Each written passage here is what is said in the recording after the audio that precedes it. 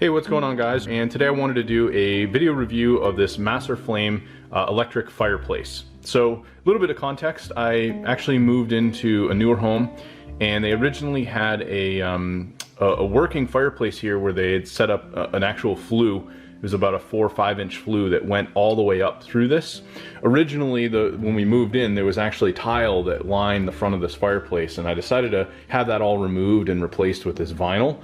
But what the last owners were doing was they had a fireplace that basically was sitting like a standalone unit that had piping that ran into this older fireplace that ran up the old chimney.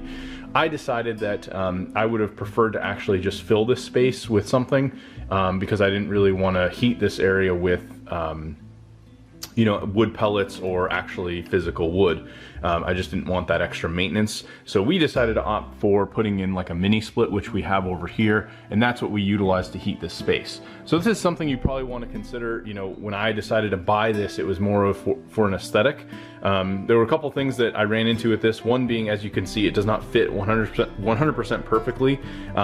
From left to right, you can actually see here there's an old indent where they had it was just like the cover with glass that surrounded this, is basically the surround piece, and it was a really nice piece, but you know, I thought this would be a little bit nicer where we could actually have this sort of fire effect.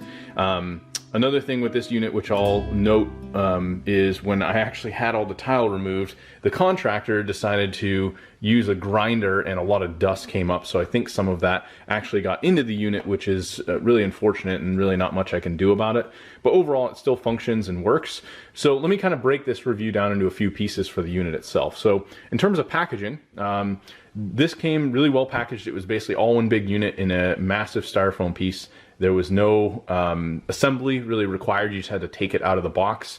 It came with a team lift box that had 2 handles on the end, and it was a very, very large box. I was able to easily bring it into the house with a second person.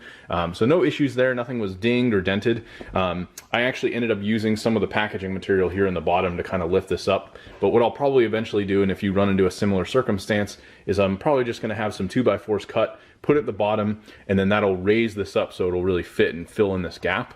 And then from there, we're actually probably going to whitewash this entire fireplace, so that way it gives it kind of a nice look and it will match the walls and our floors a little bit nicer. So that's kind of the future plans. But in terms of functionality of this device, you do have right here this little, it's basically just a little metal piece that opens, and you can do all the controls right here on the unit itself.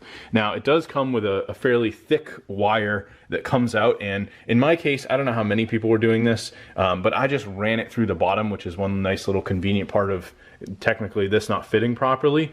The closest outlet we have is over here.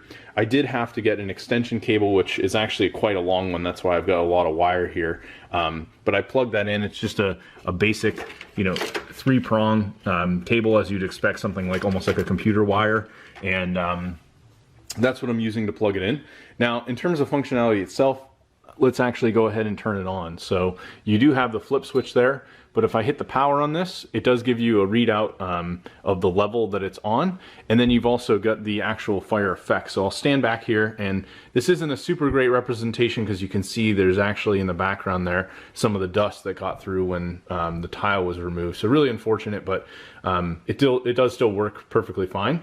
Now I can actually go through some of the settings here. If I click on the fire icon, I can change the level, and this basically just changes the dimness of the actual fire. So this is getting lower. We're now on 2, we were on 3, now we're on 1, and then this goes back to 5, so we were on 4 initially. So this actually is the brightest setting, and then we do have a few other settings here. So this one, I believe, will change. This gets rid of that background. This gives it like a yellow effect. There's the blue and F2, and then this is kind of like a lighter, almost like purple, and then now we're off again. Now we have our heat setting, so this little heat setting here. So I can turn this on, and pretty much this goes low, high, or off. So if we have this at low, if you go out there and compare, basically all the heat's gonna come out here from the top. You know, this is about a 1500 watt heater, so I would say it's comparable. If you look around on Amazon or anywhere that you're, you know, looking for a heater, this is going to be very comparable to a space heater. Now, This unit works pretty good, but you know, given the space, this is a very large space here. You can see it's a fully finished basement. This is about 600, 700 square feet down here. So this thing is not really going to heat this area. It's really going to be supplemental heat, which is why I decided to add the mini split. So unless you're in a very small space, or maybe you're just looking for something to kind of heat like a small vicinity, maybe you've got your Christmas tree set up and you'd like a small area for the family to hang out as your opening presents, this would probably do fine to heat that little area, but I would not expect it to be something to heat an entire massive space like the one that I'm in now. So if you're in a smaller space, probably do okay, add a little supplemental heat, but definitely do not treat it as like a full heating source. Another thing to keep in mind is, heating with this is probably going to be a lot more expensive than other traditional means of heating, like, through, like, say, oil or something else, gas, anything else that you might have in the house. Definitely not going to be as efficient for electricity if you're keeping this on all the time.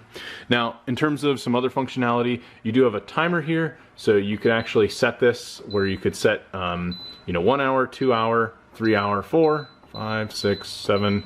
This goes all the way up to about 9, and then that's off. And then you've also got this music icon. This will actually have a cackling sound, and it comes out of here. I would say this is probably the weakest part of the unit. It sounds okay, but it definitely doesn't sound like a real fire. It just, you can tell it's a pretty poor speaker, and just gives it a nice little effect. Traditionally, I would say I'd probably keep that off, and if you hit the button again, it just turns it off. Now, the other cool thing about this is it does actually come with a remote. So all of these same settings that I just went through, you can cycle through on the remote itself. Same with music, timer, the heat level, and then you can also change both the colors and the background effect of the fire, as well as power it off.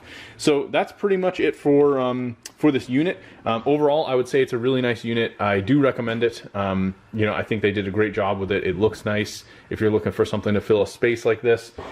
And overall, if you guys decide to pick this up, I will leave a link below. You should see that right below this video. If you decide to pick up this fireplace through my link, I do earn a little bit of a commission, and I definitely appreciate that. You're going to pay the same, but it's going to help me out in a big way. So definitely make sure to use that link if you do decide to purchase this. And again, thanks for watching.